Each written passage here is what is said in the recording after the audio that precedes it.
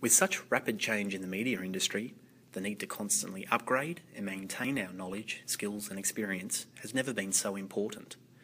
Take Abe for instance. The technology Abe learnt his craft on is no longer the next big thing. He's recently completed a qualification but hasn't had any experience with the systems in place at SBS. So how does Abe continue to learn? Let's take a look. SBS supports the 70-20-10 learning philosophy. The basic premise of 70-20-10 states that learning is a continuous process and is driven by the individual. 70-20-10 broadly defines learning as occurring through actual experience 70% of the time, through others 20% of the time, and through traditional classroom-based methods 10% of the time. So how might the 70-20-10 philosophy apply to Abe? Well, if 70% of what is learnt is accumulated through real life, on-the-job experiences, then we could expect to see Abe learning a new system by working on a stretch task, where he needs to problem solve and be observed by those in an expert capacity.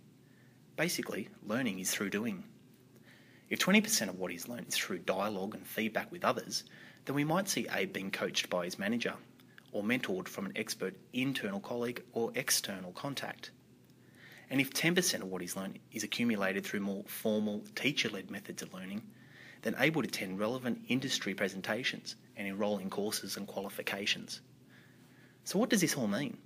Well, firstly, we're not dismissing the role of formal education and teacher-led training. It's just a new way of looking at what we've always done. When you think about starting a new job, there was no manual or specific set of instructions. You had to learn it through doing the job and communicating with your colleagues. The old cookie-cutter sheep-dip approach to learning has served us well in the past, but we know it's not the best way to learn. To ensure we maintain competence in what we do as individuals, we need to control what we learn, how we learn, and when we learn it.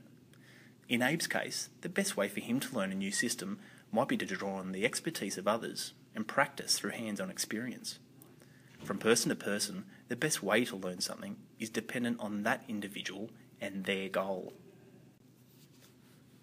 Further to this point, we need to pull on learning when a problem or challenge arises, instead of waiting for the learning to be pushed on us. The act of pulling means the individual is in control and committed to bridging the knowledge and/or skill gap.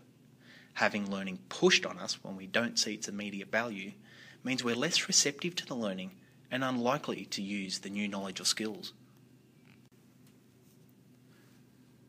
While Abe is ultimately responsible for his ongoing learning and development journey, his line manager plays a critical role in ensuring Abe has the opportunity to utilise and share his newfound knowledge and skills. When discussing goals and development plans, line managers need to clearly communicate what's expected of staff and clarify the standards. When used effectively, both my career and ongoing coaching sets Abe and his manager up for success.